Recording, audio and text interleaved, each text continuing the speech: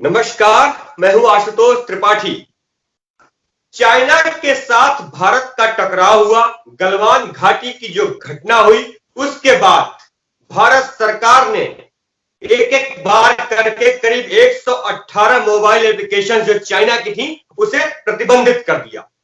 ये सारी mobile application बंद किए जाने के बाद अब बड़ी संख्या में एक कमी महसूस की जा रही है कि किस तरीके से मोबाइल एप्लीकेशन जो पहले चल रही थी उनकी जगह दूसरी नई एप्लीकेशन जो भारत की ही हो वो धीरे धीरे मार्केट में आए।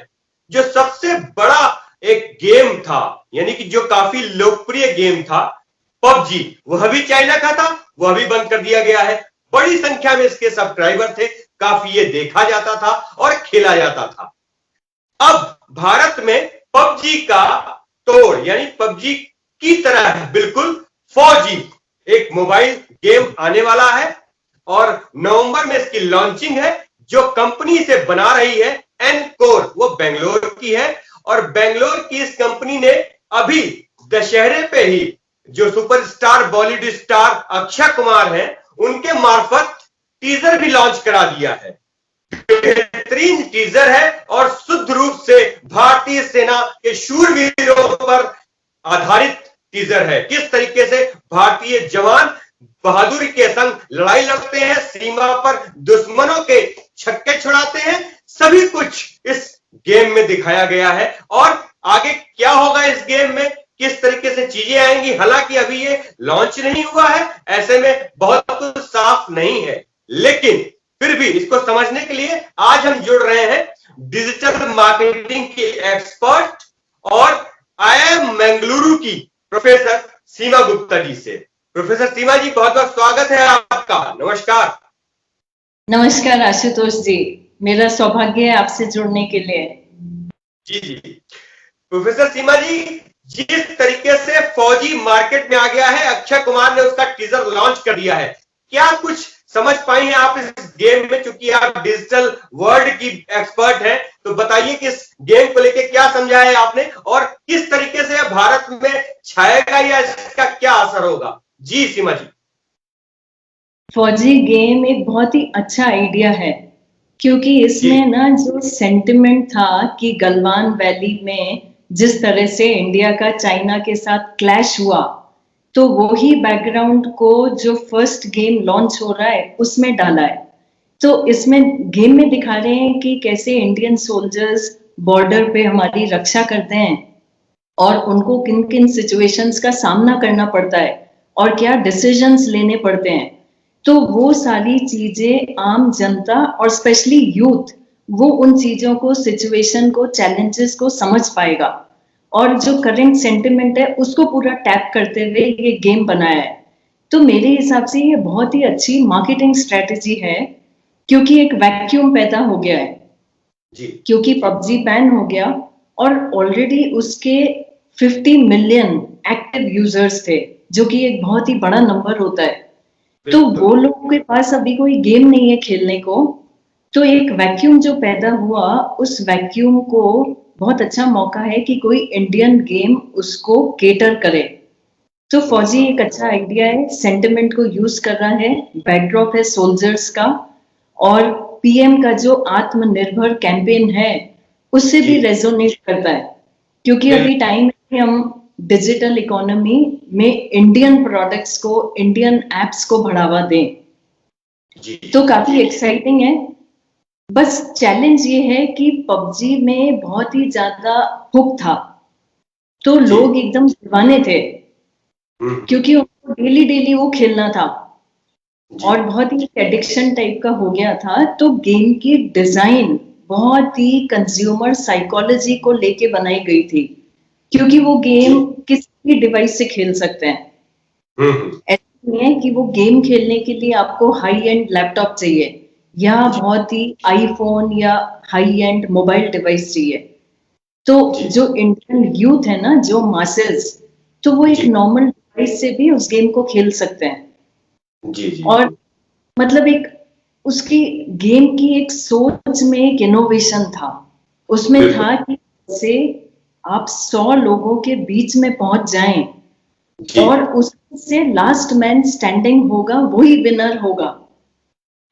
तो कोई भी प्लेयर है उसको 100 लोगों के साथ में मुकाबला करना है और वहां पे उसको ये सारे इक्विपमेंट, आर्म्स, ये सब उसको खोजनी है। तो बहुत ही अच्छा इंटरेस्टिंग गेम था। तो अब ये देखना है कि क्या फौजी उस तरह का इंटरेस्ट लोगों में पैदा और कस्टमर्स को अट्रैक्ट ही नहीं करे बल्कि रिटेन करे और बिल्कुल उसमें उस तरह का लगाव पैदा कर पाता है या नहीं। जी। शिवा जी, जिस तरीके से इसका टीजर आया है, टीजर में गलवान घाटी और वहीं के सीन को क्रिएट किया गया है, वहीं की एक लड़ाई दिखाई गई है। सोल्जर उसमें दिख रहे हैं साफ साफ कि किस तरीके से लड़ाई लड़ रहे हैं। निश्चित रूप से कहीं ना कहीं एक नेशनलिटी और राष्ट्रीय सुरक्षा, राष्ट्रीय भावना, एक राष्ट्र प्रेम जैसी चीज इसके भीतर कहीं ना कहीं सेंटीमेंट्स उसका है। इसके लिए अगर कहीं ना कहीं मुझे लगता है कि पबजी को लेकर जो वायलेंस की बात की जा रही थी, यहां पर वायलेंस तो है बट कहीं ना कहीं नेशनल सिक्योरिटी के पॉइंट ऑफ व्यू से रखा गया है कि आप किसको मार रहे हैं, दुश्मनों को मार रहे हैं। निश्चित रूप से जब इसको भारतीय सेना से जोड़ दिया गया है और भारतीयता के एक संवेदनाएं इसमें जुड़ गई हैं, तो कहीं ना कहीं मुझे लगता है जो पबजी पे आरोप लगते थे कि वो वायलेंस है और उसके चक्कर में काफी लोगों ने सुसाइड कर लिया, तो शायद इस तरीके की चीज इस फौजी के संग नहीं होगी, इस गेम के संग नहीं होगी।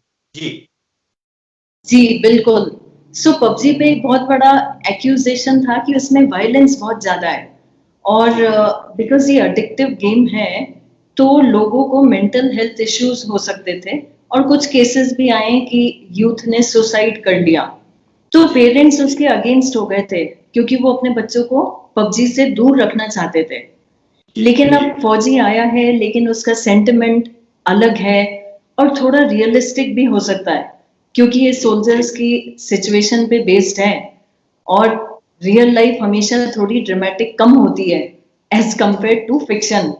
तो इस तरह का वायलेंस और वो चीजें कम हो तो पेरेंट्स भी उसको एक्सेप्ट करेंगे क्योंकि बच्चों को एक थोड़ा रियलिस्टिक अंडरस्टैंडिंग मिल रही है और थोड़ा कंट्रीब्यूट भी कर रहे हैं क्योंकि इसमें है कि रेवेन्यू कंट्रीब्यूट होगा तो एक अच्छा सोशल कॉज को भी लिंक किया है।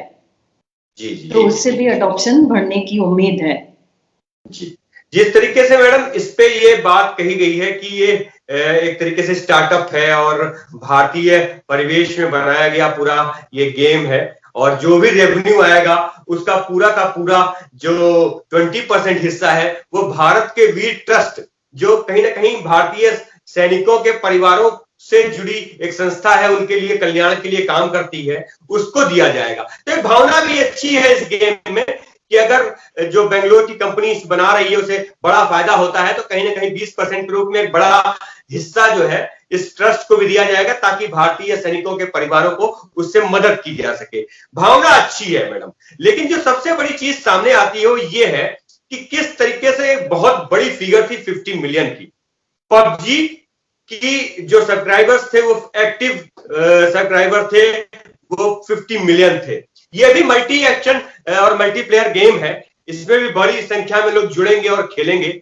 निश्चित रूप से इसकी कामयाबी तो जब ये लॉन्च होगा और आखिर उसके भीतर किस तरीके की चीजें हैं, उस गेम में आगे बढ़ने के लिए क्या क्या है, ये सब सामने आने के बाद ही कहा जा सकता है। लेकिन हम आपसे ये जरूर समझना चाहेंगे कि जिस तरीके से 118 मोबाइल एप्लीकेशंस बंद कर दी गई और पबजी उसमें एक बड़ा नाम था, उसी तरीके से टिकटॉक बड़ा नाम था, तो ये दो तो बहुत चर्चा में थे। टिकटॉक की जगह बहुत सारे एप्लीकेशंस आ गए हैं लेकिन अभी बहुत उस तरीके से वो लाइमलाइट में नहीं आए हैं, चल रहे हैं। हो सकता है आने वाले दिनों में लाइमलाइट में आ जाएं और उनके भी सब्सक्राइबर्स बड़ी संख्या में हो जाएं। लेकिन पबजी का अभी कोई अल्टरनेट नहीं आया है, ये फौजी ही आ रहा है जिसे ब्रांड एम्बेसडर के रूप में खुद अक्षय कुमार एक एक्शन स्टार हैं वो लेके आ रहे हैं।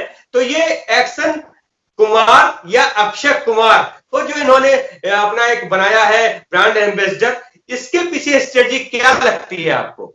सो पबजी तो बहुत बड़ा है तो उस तरह के नंबर्स अगर फौजी को लेने हैं तो ऑब्वियस बात है उसको एक हिट होना पड़ेगा। अभी इसमें प्रॉब्लम ये है कि है तो ये थोड़ा बहुत एक सॉर्ट ऑफ इमिटेशन। ठीक है, कॉन्सेप्ट है सोल्जर्स पे और सेंटिमेंट को यूज करना है, लेकिन कहीं ना कहीं उसी तरह का कॉन्सेप्ट है कि मास लेवल पे 100 लोगों के साथ आप लड़ाई करें, तो एक तरह का वही एनवायरनमेंट क्रिएट कर रहा है। तो धीरे धीरे फौजी को अगर दिलों को कैप्चर करना है तो कुछ इनोवेशन भी लाना पड़ेगा, जिससे लोग ये नहीं समझें कि बस ये तो कॉपी है, इमिटेशन है। अक्षय कुमार और ये जितनी भी नॉइस क्रिएट की है, ये शुरू की लॉन्च स्ट्रेटेजी के लिए अच्छा है कि बस क्रिएट हो रहा है। जी तो लोग इसको डाउनलोड करेंगे, लोग इसको ट्रायल करेंगे, लेकिन बाद में तो गेम की क्वालिटी ही डिसाइड करेगी कि लोग इसमें डेली डेली खेलते हैं और ये वायरल की जैसे स्प्रेड होता है कि नहीं। और बिल्कुल। अक्षय कुमार एक तरह के फिट हैं क्योंकि उन्होंने काफी मूवीज पिछले कुछ सालों में ऐसी रिलीज की हैं जो पेट्रियोटिज्म से रिलेटेड हैं। तो मार्केटिंग, लॉन्च स्ट्रेटेजी, बज, सेंटिमेंट, वो सब मार्केटिंग के हिसाब से परफेक्ट है।